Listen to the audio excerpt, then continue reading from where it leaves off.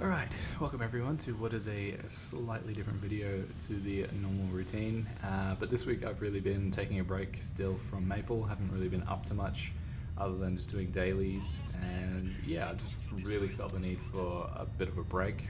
So what I've been doing most of last week and this week is farming the new solo heist in Grand Theft Auto Online. So what this really involves is doing pretty much the whole setup, and if you want to, the actual heist solo, which is a very rare thing for Grand Theft Auto 5. You can set up the heists by yourself in some of the previous ones, but you could never actually do the whole heist by yourself. So it's the first one in GTA Online to be able to do that. And it's pretty fun, to be honest.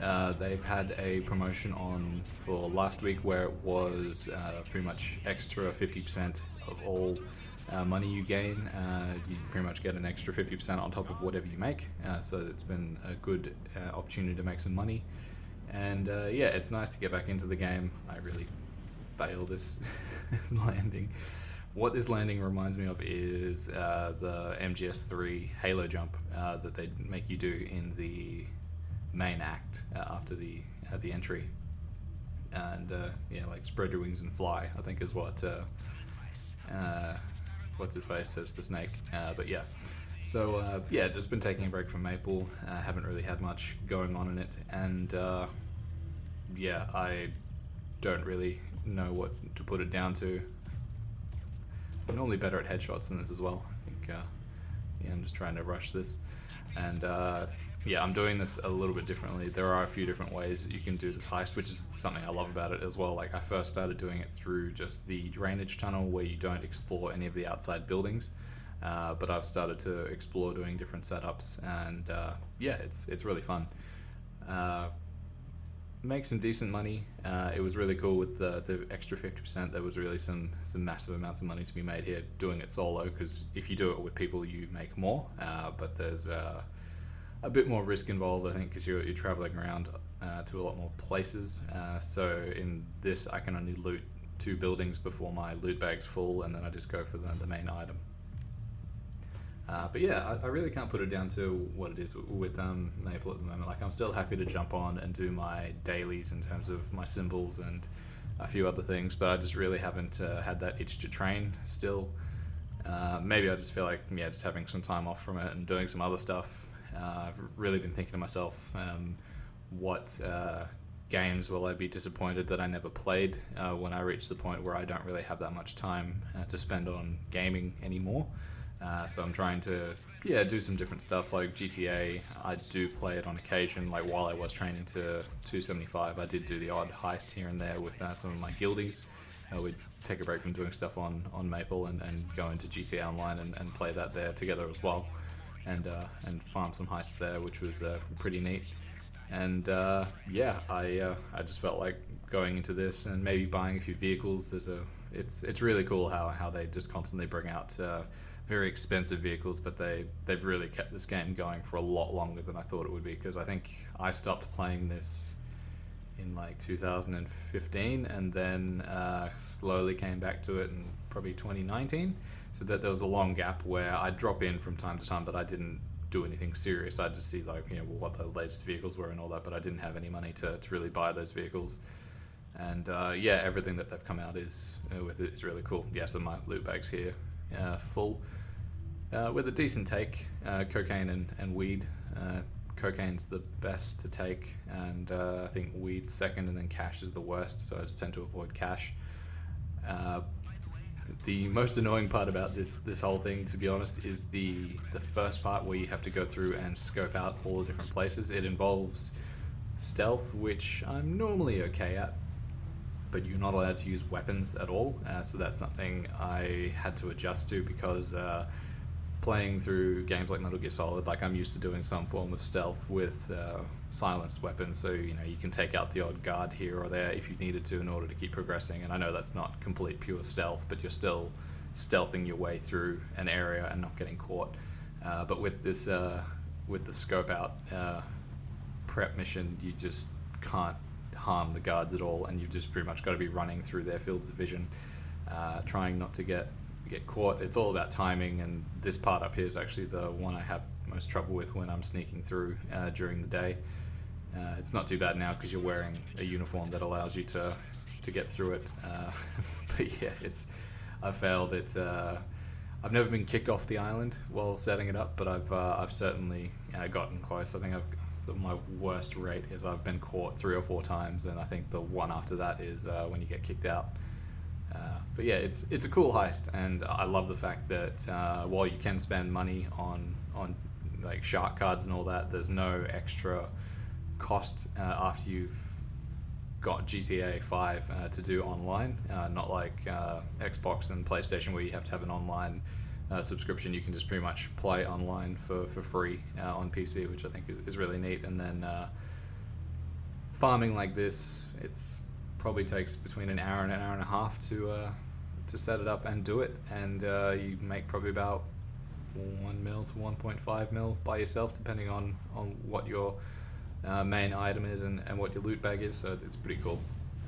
And yeah, I don't feel the need to buy any shark cards or anything like that. I guess that comes from long-term investment in terms of how long I've had this character. This character is nearly 275 as well. I don't know if you noticed the level on it, but it's very close to what the Xenon was. It was past the Xenon for a while before the 275 cap got raised in Maple. But yeah, it's a cool game, just as much as it's stressful and frustrating with some of the heist things that you have to do. The reason why I'm going through the drainage tunnel here and not using a truck, for anyone who's done this one before, I did find the truck. It is on my map there, but it is absolutely covered in guards. And doing this recording, I actually did a previous run where I spent too long in the cones of vision and I got caught. So I figured, screw that, I don't want to waste time taking out all of the guards and then getting the truck. I'd just rather go through this way, even though I don't have any rebreathers on or anything like that. I think I was actually swearing to myself while I was doing this because I thought I was going to drown.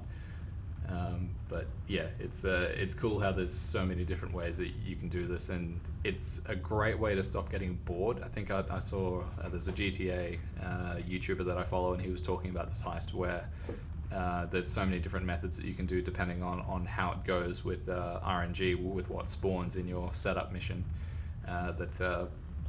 you can tackle this so many different ways, and it's a really great, well thought out heist, and like I really look forward to whatever they do with GTA 6 and beyond, because they've really come up with some cool stuff in here.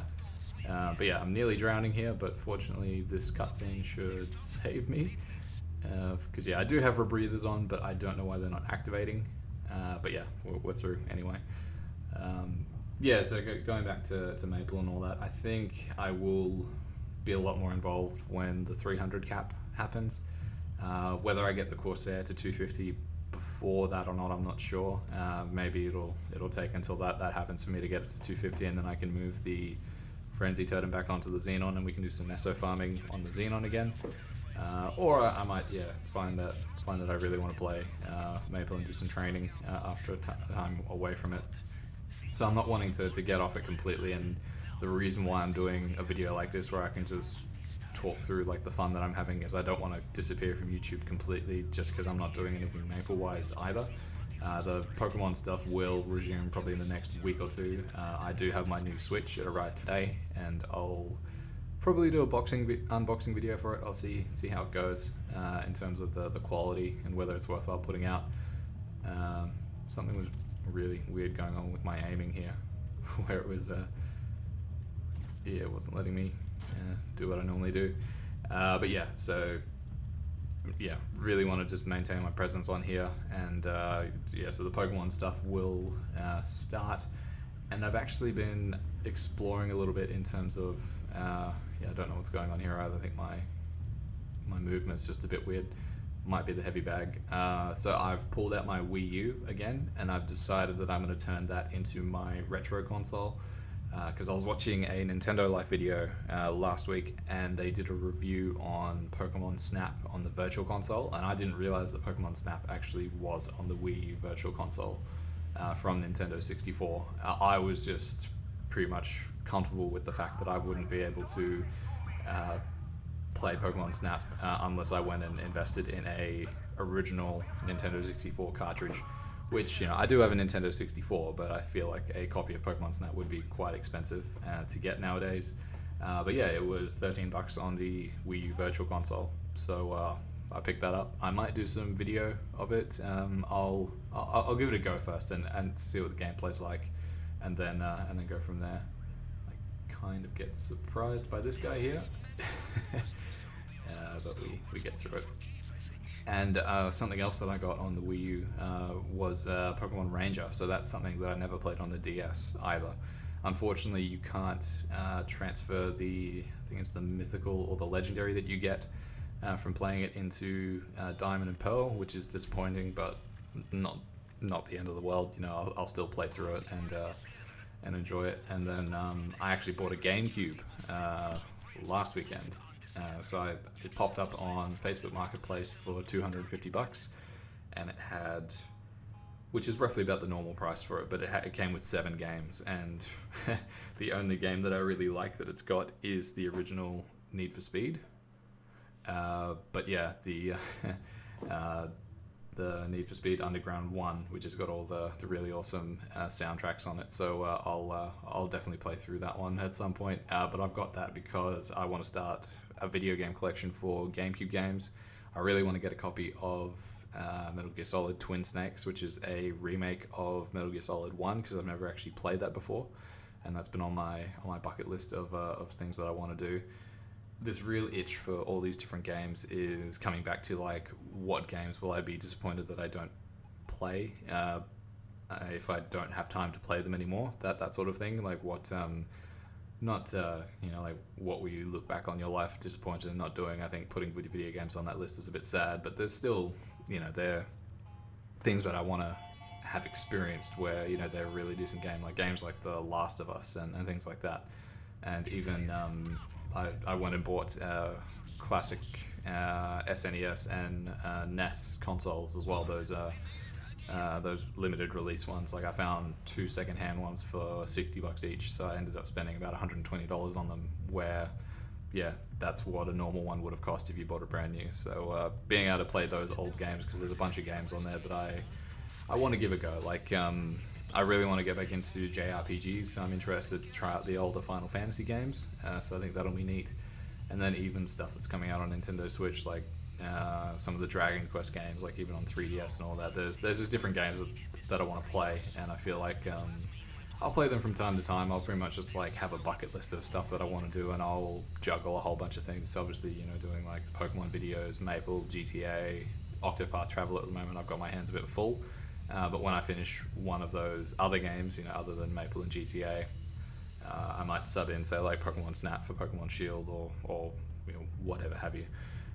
Yeah, so that's just my thinking at the moment, and I'll try and turn as much of it as I can into YouTube content as well, just so that I don't feel as bad for not putting out like a Maple video. Like, I know there's people who'll only watch stuff that I make for Maple content just to see what I'm up to. If this isn't your cup of tea, or a Pokemon Snap video isn't your cup of tea, that's fine. I understand. But yeah, I just want to keep things active and make it look like I'm not disappearing. So this heist, I feel like once you know the patterns, it's very easy just to go through, and it's something that I was quite comfortable just doing each night. You know, I just get home from work and do dailies on Maple, log off, and then start setting up the heist. And yeah, I'm not too fussed about like the money and all that. So it's like 1.3 is the take here, and then you normally have to take about 200 off the top for different people that you're paying to help like fence things and all that. So it ends up being you take just above 1 mil, which is fairly decent for the time being spent, because the other things that you could be doing, like there's the weed farm and the cocaine that you can sell, and the gun running and the cars that you steal and sell as part of your import-export. So there's lots of different things you can be doing in GTA Online nowadays, and all of it involves money to be invested. Like the submarine that you have to buy in order to do this heist is, I think it was like 2.5 mil or something like that. So everything's expensive, but I feel like I think I've got like 12 or 13 mil on my character now, which is not much in the grand scheme of things, given what some people have in this game nowadays. But yeah, it's fun to do. I get some enjoyment out of the stealth and all that. I'm sure I'll get bored of it. I think I've sort of lost interest in it now since there isn't that 50% incentive, but I might do it from time to time when I feel like messing around. Get unfortunate here as well where there's no boats going by, so I just decided to swim. But yeah, there's so many different ways you can escape from this place and complete it. Swimming is probably the one that gets you the least attention, especially when you've got the rebreather on. You can just go down into the depths, avoid the sea mines, and just keep swimming. Takes a few minutes to get through all of it, but yeah, it really gets it over and done quite quickly. And other than that, that's pretty much the heist. And yeah, so I'll unbox my new Switch probably later today and have it all up and running. And I did have a recording of Pokemon Sword and Shield, like the first episode that I wanted to do, set up, but that was on my other Switch console, so the save file won't be the same. So I'll probably just start it again, and I don't think I had any commentary in that first episode, so I might just change how I do that as well. And we'll get into Pokemon Sword and Shield, which would be really cool. It's how long has it been since I played through it? Like from the start, probably. I think I played through Pokemon Sword this time last year, because I remember I lent it to a friend at work who didn't want to buy a copy of Pokemon Sword, so I had Sword and Shield, so I lent him Sword while I played Shield. And then when he finished Sword, he gave it back to me, and then I played it. So yeah, it's probably been about a year since I've done a run through it. And this will be with all the DLC as well, so that'll be really cool. I'll need to pick and choose when all of that happens. But yeah, so thanks for watching this one, guys. If you made it through to the end, really appreciate it. And let me know if you're interested in this sort of content. So like, there's different things you can do on GTA. Like a lot of the time, I'm doing team deathmatches with my guildies from Maple, which is really fun. It's a nice little break from some of the normal routine stuff that you do in Maple with people. Like I think last weekend we did Guild PQ, and then after that we ditched Maple and jumped on GTA and did like 3 or 4 matches of 45-minute. Or those 45 minutes roughly of like 3 different TDMs, and I think there was one half-hour session in there which went for a little bit too long, but it was pretty cool. And yeah, so no one trying to come after us, just heaps of swimming. I do wonder whether it's a glitch with the heist where they weren't supposed to have you just like escape by any means, because like my actual escape point here is the North Dock, but I completely ignored that just because I didn't want to have to fight my way out. And if you just swim, so see like the message there disappears, and then eventually everything else does as well, and we're free and clear. So it's a lot faster when you have your entry point being the drainage tunnel and you enter via the sub rather than doing a halo jump, but that's how the heist goes.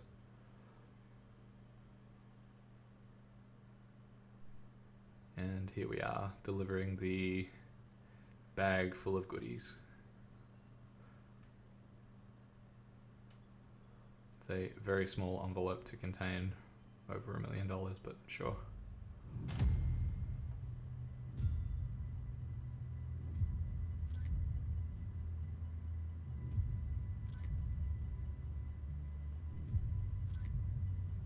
So 1.1, not too bad. Very close to Elite Challenge. We were 2.5 minutes away from doing it, and I feel like I messed up once or twice. If I'd found a boat at the end, I probably would have been within that 15-minute mark, but I think you only get like an extra 100,000 for doing the Elite Challenge, so it's not the end of the world that we didn't get that one done. But yeah, there we are. So thank you very much for watching, and I'll be back with either a Maple video or the first video for Pokemon Sword and Shield next time. So have a good weekend, and I'll catch you guys later. See ya.